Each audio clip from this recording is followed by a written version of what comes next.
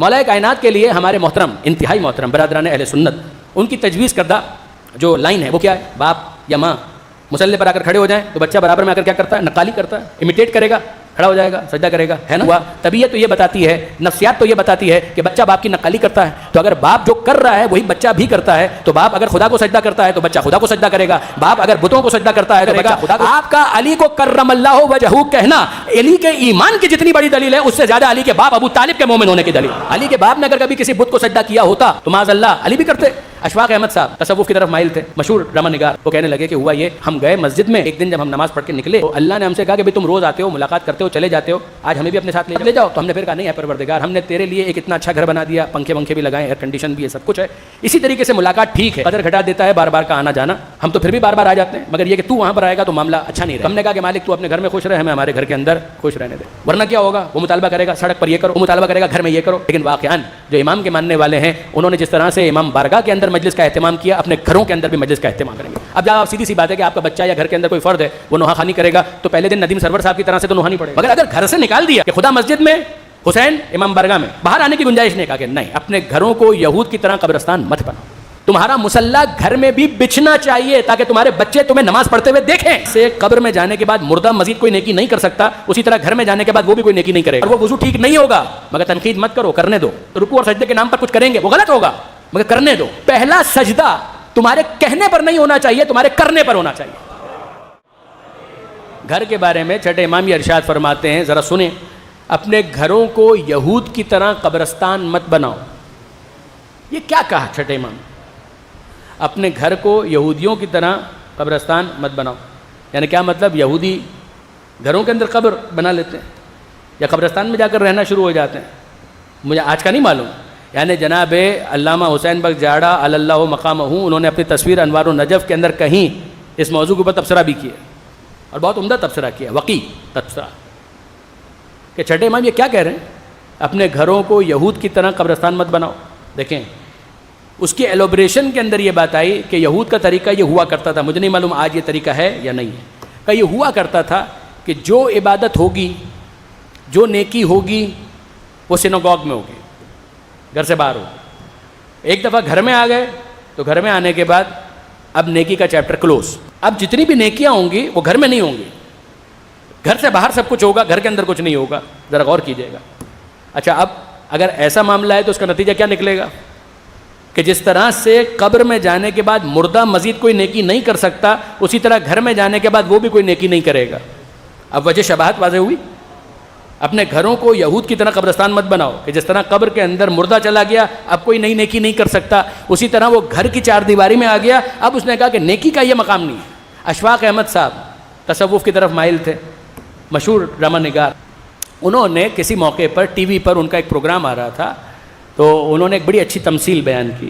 وہ کہنے لگے کہ ہوا یہ کہ بھائی ہم گئے مسجد میں اور مسجد میں جا کر ہم نماز پڑھ رہے تھے تو روزانہ جاتے تھے، تو ہوا یہ کہ ایک دن جب ہم نماز پڑھ کے نکلے تو وہ اللہ کا گھر تھا، تو اللہ نے ہم سے کہا کہ بھئی تم روز آتے ہو، ملاقات کرتے ہو، چلے جاتے ہو، آج ہمیں بھی اپنے ساتھ لے جاؤ، ہم بھی تمہارے گھر آنا چاہتے ہیں۔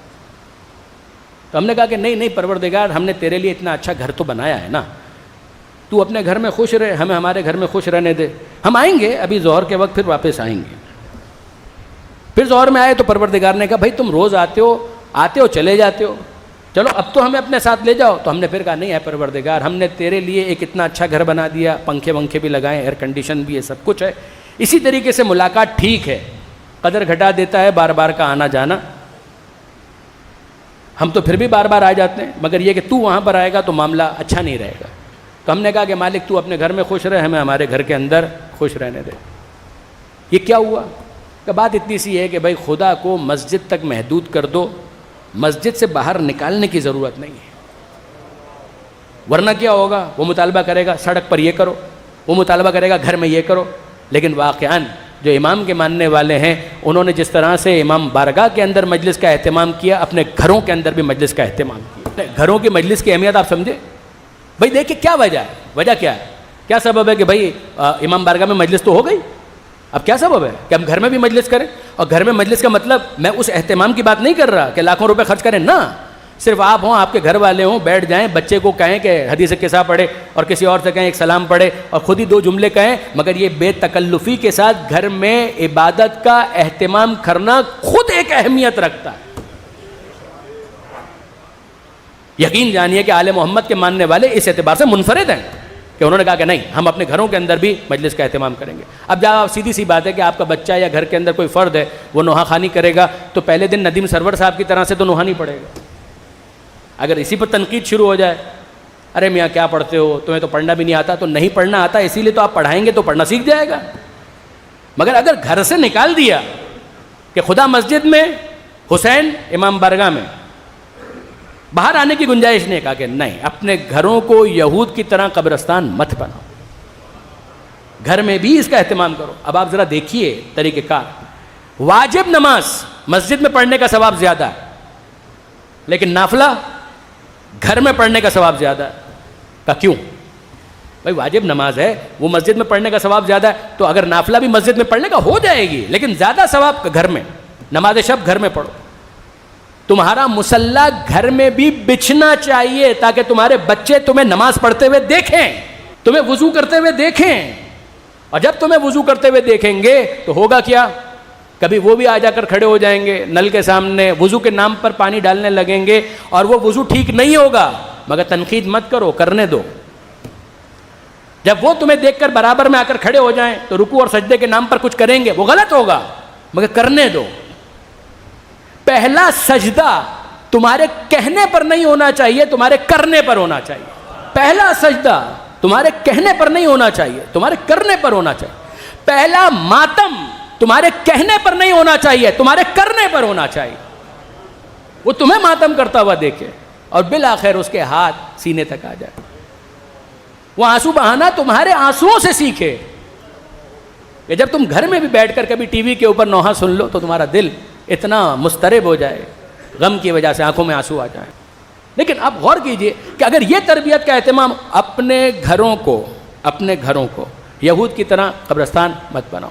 غور فرمایا آپ نے. اب ذرا سنیے, میں نے ابھی آپ کے سامنے گزارش کی کہ اگر باپ یا ماں مصلی پر آ کر کھڑے ہو جائیں تو بچہ برابر میں آ کر کیا کرتا ہے, نقالی کرتا ہے, امیٹیٹ کرے گا, کھڑا ہو جائے گا, سجدہ کرے گا, ہے نا. کیا عجیب بات ہے. یہاں سے ایک فضائل کا رخ میں آپ کے سامنے عرض کروں اور بات کو اختتام کی طرف لے جاؤں. مولا کائنات کے لیے ہمارے محترم, انتہائی محترم برادران اہل سنت, ان کی تجویز کردہ جو لائن ہے وہ کیا ہے؟ یعنی ہم جب کہتے ہیں تو کہتے ہیں علیہ السلام عام طور پر. ہمارے دیگر جو احباب ہیں جو بریلویت سے تھوڑا دور ہیں, وہابیت کی طرف ہیں, وہ عام طور پر رضی اللہ تعالیٰ عنہ کہہ کر جس طرح سے عام صحابہ کرام کے لیے یہ لائق کا استعمال کرتے ہیں, مولا کے لیے بھی وہ یہی کہہ دیتے ہیں. مگر عام طور پر جو ایک ماس میجورٹی ہے وہ مولا کے نام کے ساتھ پسند کرتے ہیں, کیا لگاتے ہیں؟ کرم اللہ وجہہ. اس کا مطلب کیا ہے؟ ذرا غور کیجئے گا. اس کا مطلب کیا ہے؟ وہ کہ جس کے چہرے پر اللہ نے خاص کرم کیا, جس کی پیشانی پر اللہ نے خاص کرم کیا. وجہ کہتے ہیں چہرے کو. کرم اللہ, اللہ نے خاص عزت دی, اللہ نے خاص کرم کیا جس کے چہرے پر. یعنی اتنا خاص کرم کیا کہ دوسروں کے ناموں کے ساتھ وہ کرم اللہ نہیں لگاتے, مولا کے نام کے ساتھ لگاتے ہیں کرم اللہ وجہ الکریم, لگاتے ہیں نا. اچھا, اس کی وجہ اگر آپ پوچھیں کہ کیا ہے تو مجھے بہت خوشی ہوتی ہے. وہ فرماتے ہیں کہ بات یہ ہے کہ یہ علی کی انفرادیت تھی, مولا کی یہ خاصیت تھی, مولا کا یہ اختصاص تھا کہ دوسرے تمام جتنے بھی ہیں وہ سب محترم, مگر انہوں نے کبھی نہ کبھی اپنی پیشانی بتوں کے سامنے جھکائی. مگر علی وہ ہیں کہ جنہوں نے کبھی اپنی پیشانی بتوں کے سامنے نہیں جھکائی. تو دوسرے شرک کی نجاست سے آلودہ رہے. علی جیسے پہلے دن مطہر تھے اسی طرح سے آخر تک طاہر اور پاک و پاکیزہ تھے.